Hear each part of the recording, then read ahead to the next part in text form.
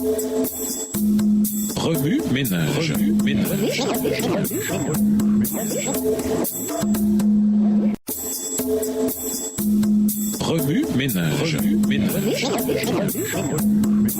Bienvenue dans votre émission. Remue ménage. Nous voilà à la leçon de dimanche, intérioriser la nécessité d'une nouvelle alliance. Selon l'Épître aux Hébreux, le fait que Jésus ait été nommé prêtre selon la tradition de Melchisédek implique qu'une nouvelle alliance a été inaugurée. L'ancienne alliance a été donnée sur la base du sacerdoce lévitique. Hébreux 7, le verset 11. Les prêtres lévitiques agissaient en tant que médiateurs entre Dieu et Israël, et la loi excluait toute autre personne du sacerdoce. L'auteur conclut donc qu'un changement de sacerdoce implique un changement de la loi du sacerdoce ainsi qu'un changement de l'alliance. Hébreux 7, les versets 12, 18 et 19. Le problème de l'ancienne alliance, c'est qu'elle ne pouvait pas apporter la perfection. Hébreux 7, verset 11. Paul parle du sacerdoce lévitique et de son ministère, sacrifices, fêtes, etc. Les sacrifices d'animaux offerts par les prêtres ne pouvaient donner ni une purification véritable et totale du péché, ni un accès à Dieu. Hébreux 10, verset 1 à 4, Hébreux 9, verset 13 et 14, Hébreux 10, verset 19 à 23. Le fait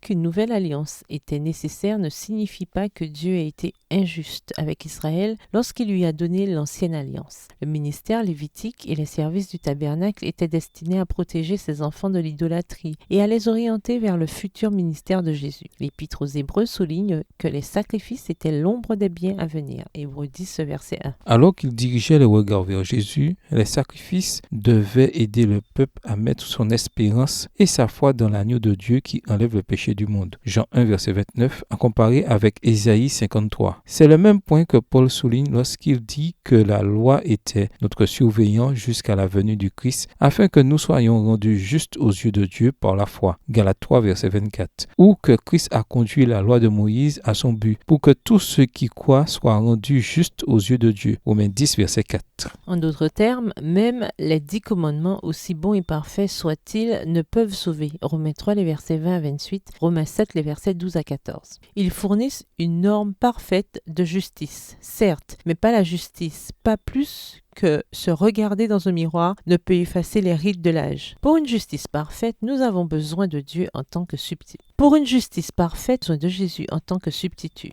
Dans l'Épître aux Hébreux, la promesse d'une nouvelle alliance fait référence au prophète Jérémie. Selon ce prophète, cette promesse faite par Dieu était en fait un renouvellement de l'alliance qu'il avait d'abord conclu avec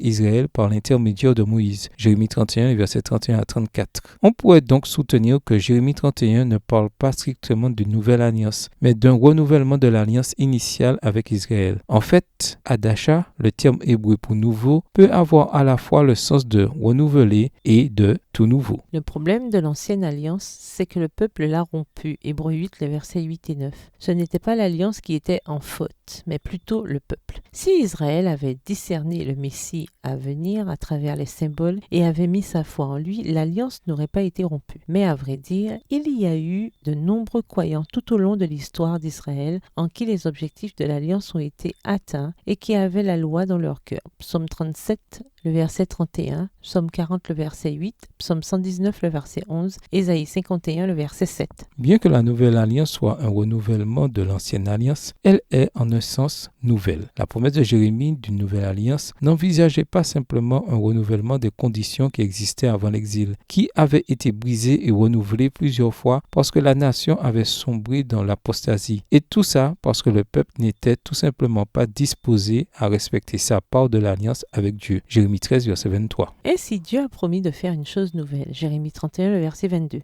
L'alliance ne serait pas semblable à celle que Dieu avait conclue avec leur père. Jérémie 31, le verset 32. À cause de l'infidélité du peuple, les promesses faites par Dieu dans le cadre de l'alliance mosaïque ne se sont jamais réalisées. Maintenant, en vertu de la garantie donnée par le Fils, Hébreux 7, le verset 22, Dieu accomplira les objectifs de son alliance. Dieu n'a pas changé sa loi ou abaissé ses normes. Au contraire, il a envoyé son Fils en tant que garantie des promesses de l'alliance. Hébreux 7, le verset 22, Hébreux 6 et verset 18 à 20. C'est pourquoi cette alliance ne comporte pas de malédiction. Elle ne comporte que des bénédictions, car Jésus l'a parfaitement remplie. Oui, Minège, revenez à votre texte écrit et étudiez le passage. Encerclez les mots ou expressions ou idées répétées. Soulignez les mots ou expressions qui sont importants et qui signifient quelque chose pour vous. Reliez par une flèche les mots ou expressions aux autres mots ou expressions associés ou connexes. Quels éclairages particuliers vos notes semblent-elles indiquer dans l'ensemble? Mémorisez votre verset préféré tiré d'Hébreux 8 et versets 7 à 13. Écrivez-le plusieurs fois pour vous le rappeler plus facilement. Pourquoi la loi ne peut-elle pas nous sauver, même si nous observons tous les commandements? Comment Jésus a-t-il gardé votre part de l'alliance avec Dieu? Au revoir. Et à demain si Dieu veut.